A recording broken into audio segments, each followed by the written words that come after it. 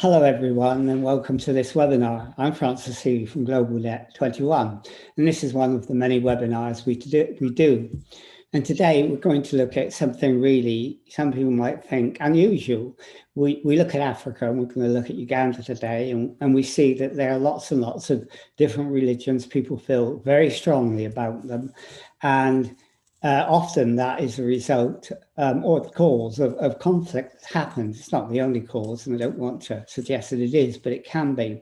And what we're going to look at today is how some humanists from the United Kingdom have got involved in the schooling system in Uganda and what that has meant to the way that those schools are run and the impact it has on the communities. And we have Steve Hurd with us today, and he's from the Humanist Association, and he'll tell us about that.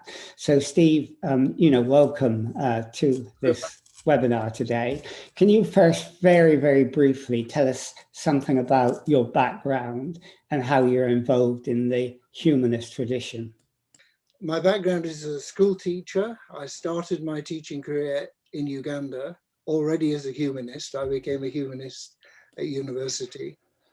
And I taught in a secondary school in Uganda. But since then, I've had links with Uganda through my life. I taught in schools in Britain and in university, and finally with the Open University.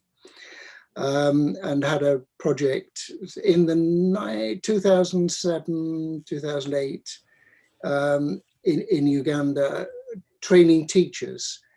And this gave me an opportunity to have contact with the Ugandan Humanist Association, which had been formed in 2004. And from that, our local humanist group started providing books to one of the schools. You are a humanist and many people will know what that means. Some people won't. So maybe you could tell us, what does humanism, of being a humanist, mean to you?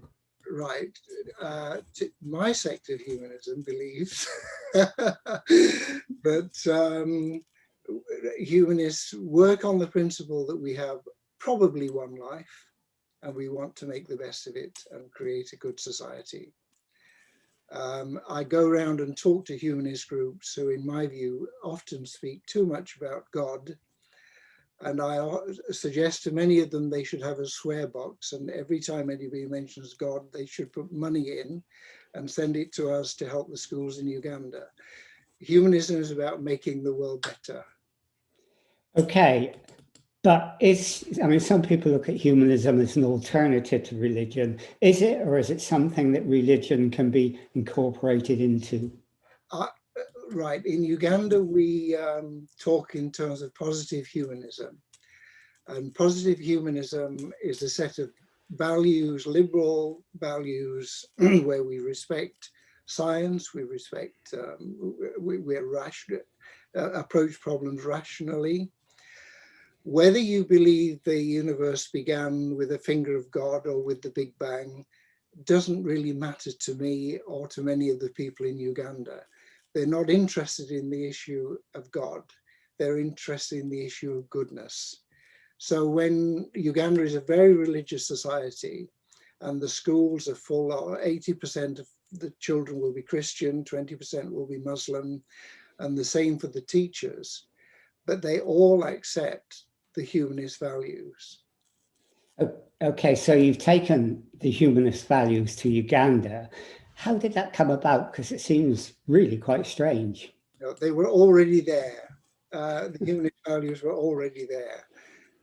Peter, who we'll be hearing about shortly, Peter Kisirinya, who's the director of Isaac Newton School, learned about humanism from his biology teacher in a Catholic school, the Catholic school that he attended, and went off to university and then read about humanism, made contact with Paul Kurtz, the American humanist, and Paul Kurtz sent the newly formed Uganda Humanist Association, which was formed in 2004, a library of humanist books.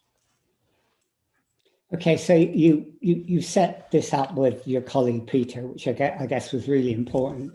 So maybe we could begin by just looking to what he says humanism is to him. And I think it's quite interesting. It's just a short little clip. And we are very much, we are very happy that in this school, we can hold our discussions, live discussions concerning humanism, live discussion concerning life issues, topical issues in the area with the younger children, and most of them appreciate our way of doing these things. Maybe remember that most of the schools in Uganda are started by religious organizations. So the Muslim schools would force all the children to go to the mosque when it comes to prayer time. The Catholic schools would force all the people to go to the church and so on. So where we are now, we allow the children to practice their beliefs, but we don't coerce them into believing. So those who don't believe in any, do not have to believe in a religion, they are given a chance of debating scientific discoveries and scientific issues around, and they feel very comfortable. They live harmoniously. No one is coerced, and that is very good for us. Okay, so that's really sort of quite interesting because, you know, he talks about not having an imposed belief and working on the basis of people making up their own minds. But I gather when you went there in the first place, you sort of went by invitation. I think you've got a very small presentation that you're now going to give us to show us, you know, exactly what happened.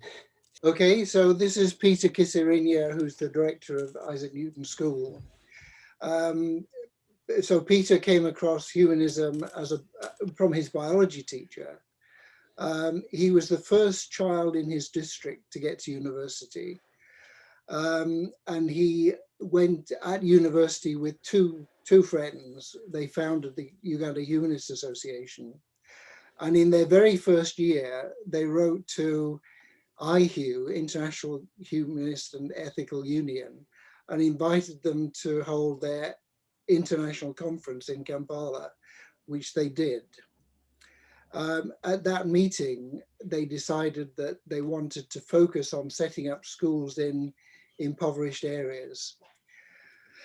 Peter's home area was very badly affected by HIV/AIDS, and the time I went in 2006, there were coffins lined up along the sides of the road, and very many people were dying, and it was the working age people who were dying, leaving many AIDS orphans.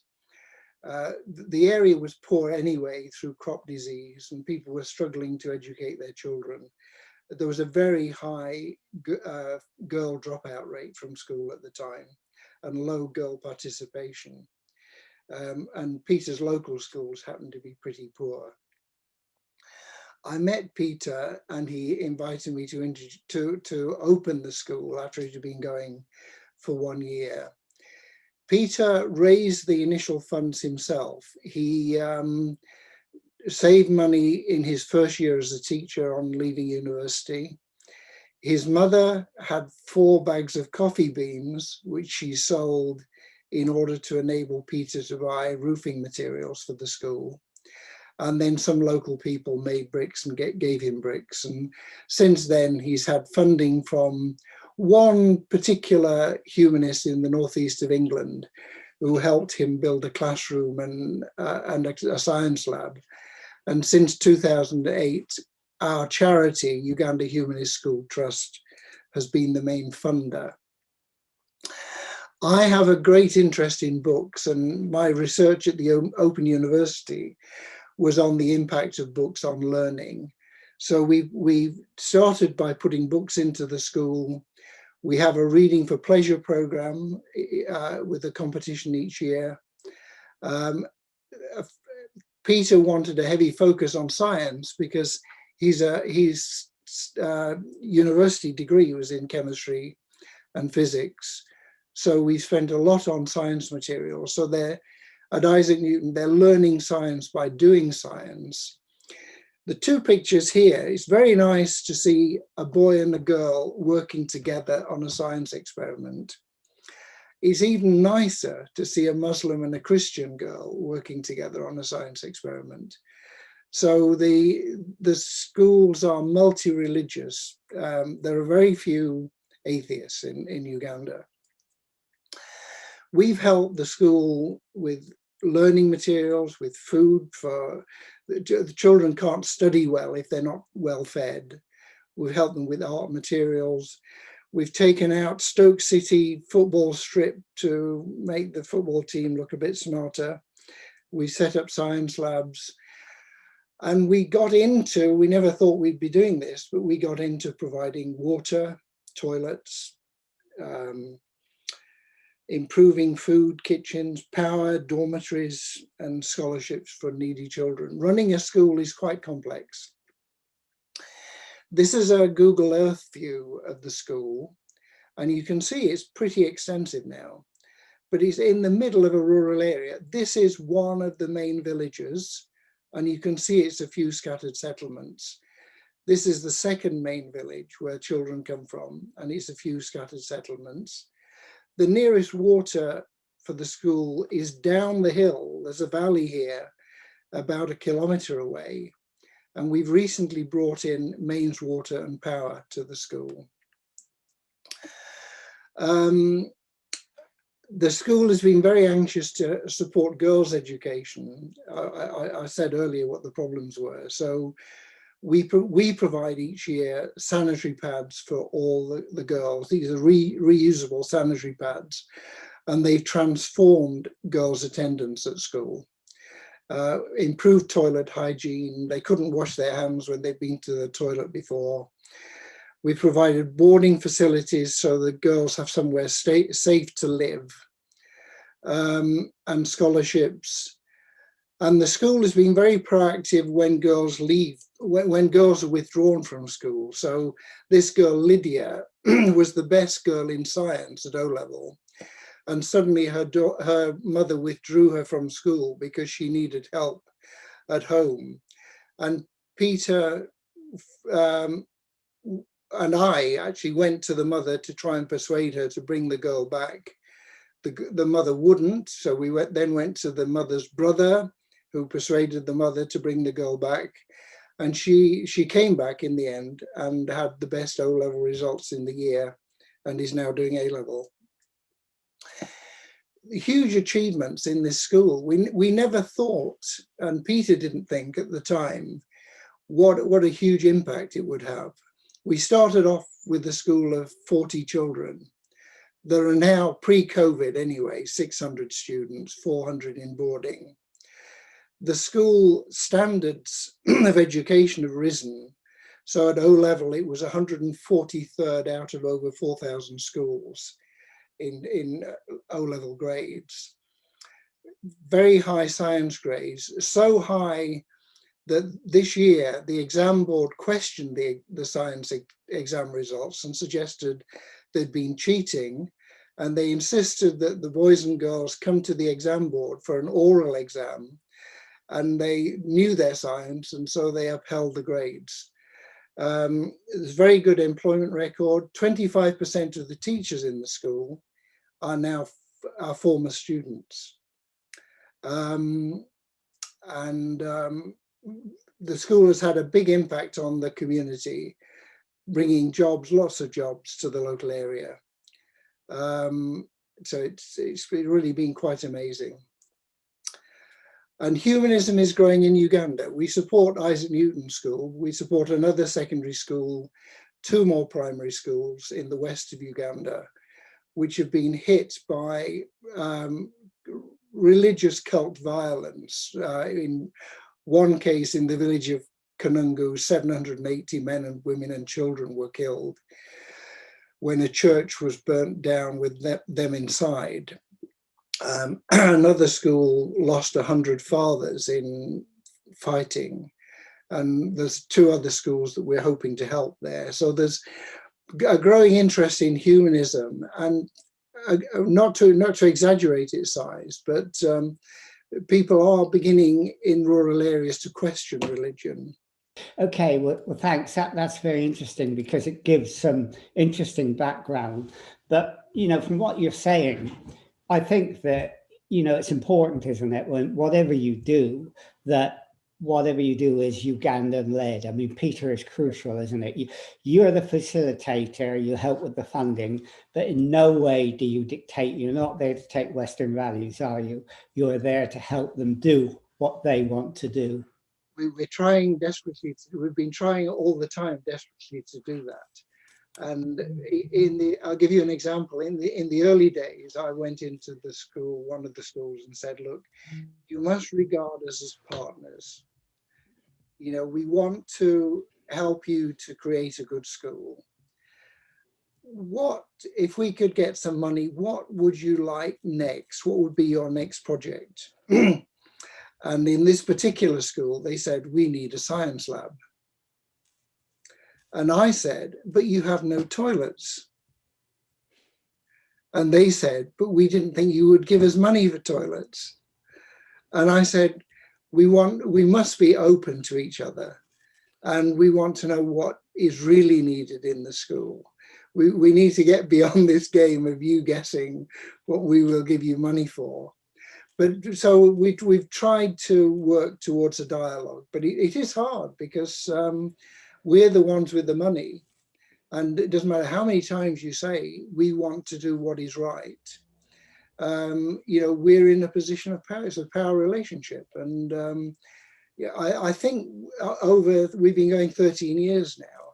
I think we are breaking through, and I think there's a friendship there between us, yeah. But it is hard.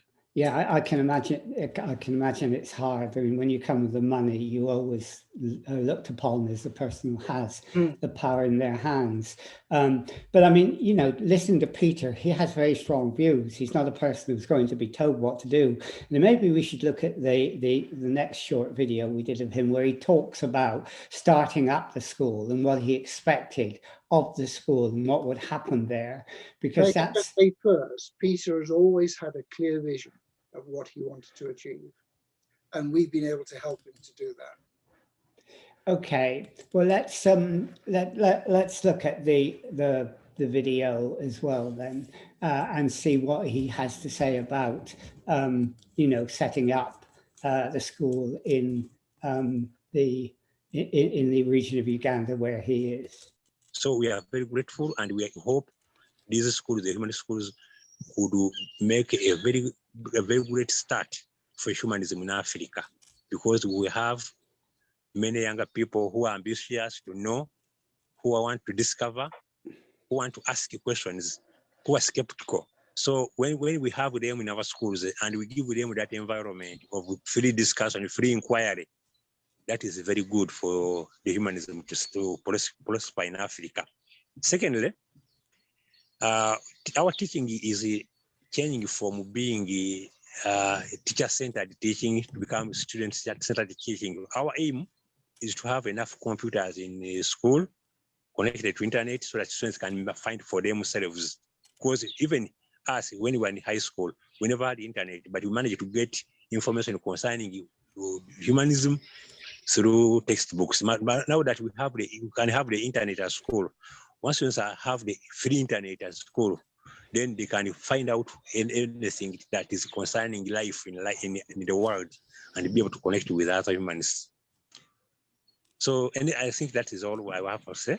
But I'm very grateful and very privileged to be heading such an institution, a secular-humanist institution, which has transformed the lives of very many younger people.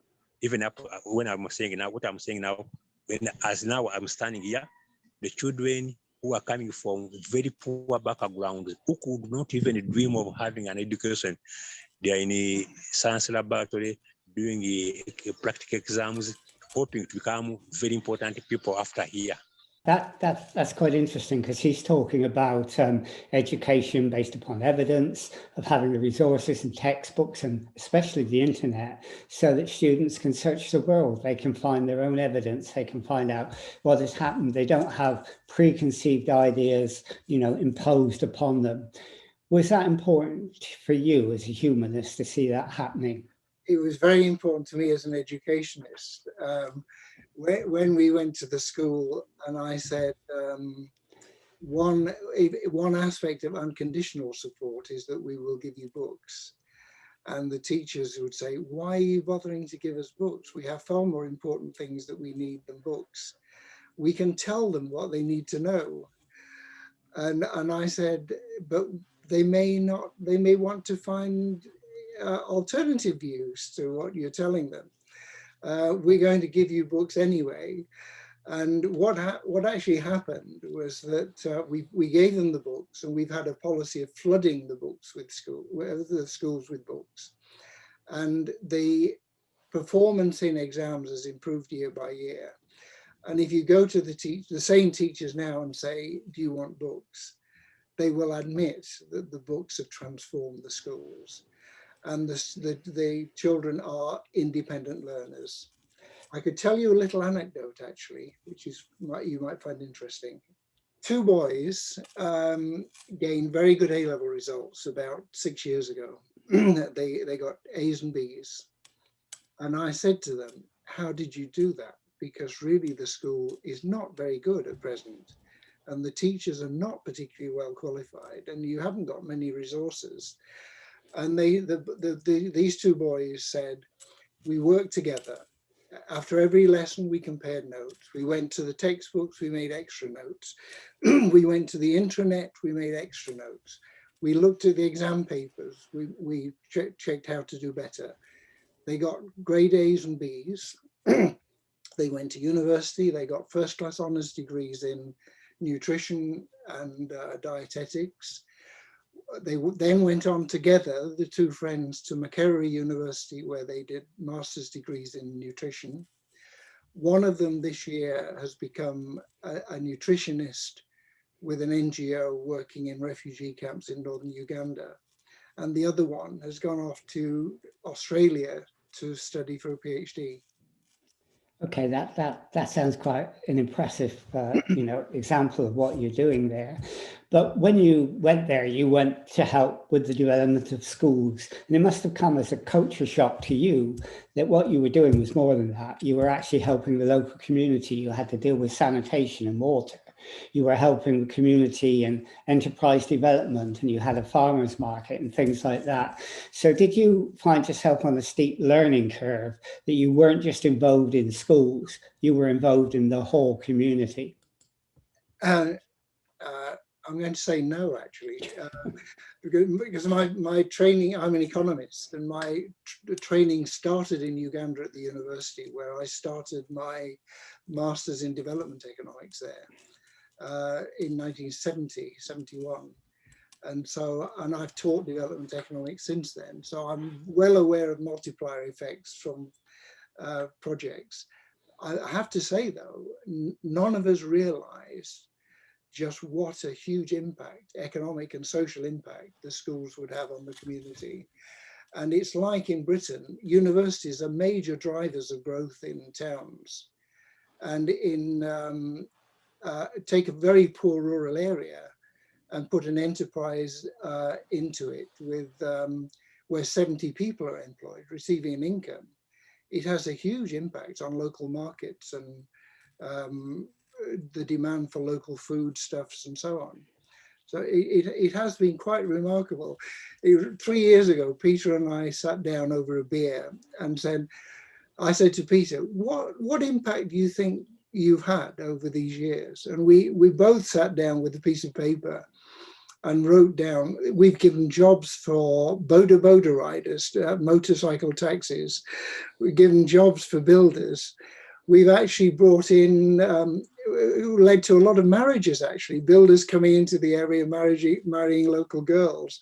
A huge, it's endless, the benefits from the schools. Well, I mean, that must have been incredibly encouraging for you and all those that were involved. I think you had that, what you call multiplier effect on the community. But let's go back to the issue of the environment in which you're in, a country with a strong religious tradition or traditions. How much has that been a problem for you? I mean, Jim asked that basically. Do you find resistance from religious groups? Do you find conflict? Do you have to deal with that? How do you respond to the strong religious tradition? Francis, you shouldn't address it to me. You've got to address that to Peter. But I'll give you some examples. one of the schools, not this one, when they first opened, had the local Catholic preacher come in and say, when can I come and teach religion? And the head teacher said, well, we don't do that here. We do religious education, which is in the curriculum, but we don't have services in the school. And the head teacher went away and came back, and the next day the preacher was preaching in school. So he threw him out of the school. And the next day, the local Catholic church cut off the water supply to the school. They were getting their pumped water from the Catholic church compound. And they said, you can only draw water in the night, at night time. So that's one example. Peter had the local imam, because the nearest secondary school is a Muslim school, came to the school and said, I've come to find out what the word secular means. And Peter took him around the school, trying not to answer the question. And at the end of the tour, the imam said, yes, I think I know now. You're a school without God. And he mentioned it, you put your money in the swear box, I know, which you said you wouldn't do. No, I mean, they have had problems. But, yeah, I mean, but we went to visit, a Church of Uganda preacher whose child went to the school. And we happened to be visiting his farm. And I said, why do you send your child to the humanist school? And he said, because it's the best school in the area. Okay, well, that says a lot in itself. But I mean, you're talking about those problems you've had dealing with religious groups, but you say now you're developing schools in the west of Uganda where there's a lot of religious conflict. Is that going to give you even more problems, you know, threats for your lives and so on? I mean, how are you going to handle that?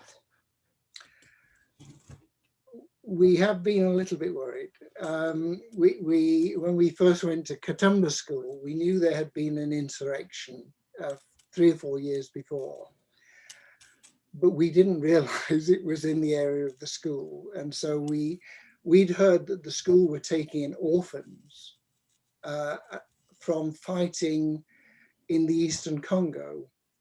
When we got to the school, the fighting was around the school, and the people who were leading the insurrection were the fathers in the school.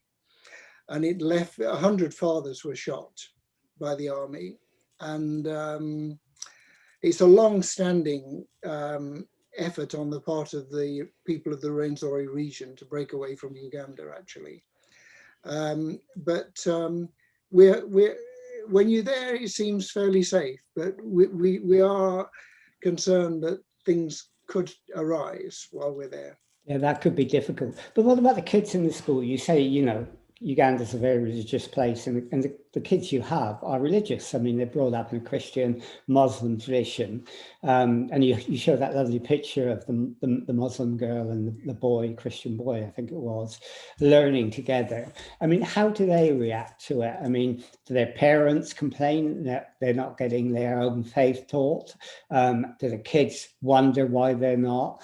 How do they respond to the way you do things? Right, okay.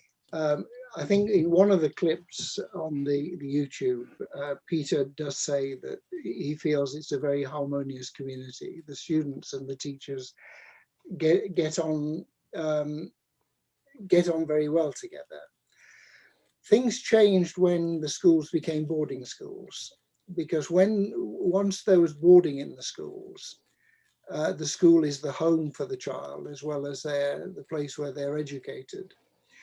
And so Peter and at the other school, they realized they had to have a more relaxed approach towards religion. And so they had to create a space for the Muslims to pray and for the Christians to pray. And so they created 1 hour of divinity on a Sunday for the Christians to pray. Rather naughtily, Peter would always show a feature film in the hall at the same time as the service. So very few people chose to go to the service, but they had the option. either way. Oh dear, that sounds marvelously devious. And it obviously clearly work. I mean, okay, so I mean, you're doing this. I mean, what plans do you have for the future? And is there a future for humanism in Uganda? Again, you should be talking to Peter here, but Peter is the chair of the Uganda Humanist Schools Association, which effectively we fund. But we fund a conference of teachers every 2 or 3 years. So we were due to have the 3rd conference in August. The humanism is small, but it's growing steadily, and we expect to be supporting 10 or 12 schools within a year or two. And it's always a dilemma for us, because we don't want to spread the money too thinly. We'd sooner create a few really good schools than spread small amounts of money over large numbers of schools, and to work with them as partners to create these good schools. I don't think these schools are going to turn Uganda into a humanist society. What I do say is that they're making a huge difference to the life chances of the children in them. And there's 1,000 or more children at a time going through the schools, and their opportunities for advancement are hugely improved. Okay, well, I mean, that's all really interesting, and we've sort of come to the end of our 30 minutes to begin with anyhow. And if anybody wanted to know more about what you do, both here in the UK and in Uganda, or wanted to get in touch with you, what would they do? Look at the website. Are you going to send that out? Well, we can put that on, but maybe you can mention what it is. Uganda Humanist Schools Trust.org. Okay, and so that's the main way to contact you, is it? Yeah, everything is on there. Okay, that's fine. Okay, well, thank you very much for doing that, because, I mean, it's an interesting story to see how you've gone into a country which is extremely religious, where conflicts are there because of religion, and you go in with the approach that you do and the response you get and the way in which, parents and children accept that and work together. And I think that's a really, really good message for the future, and it gives a great deal of hope. So, thank you for doing this. It's been an interesting interview, and I'm sure people have learned a lot. I've certainly learned a lot. So it's been an important thing to do. So thank you very much, Steve, and we'll end this interview now.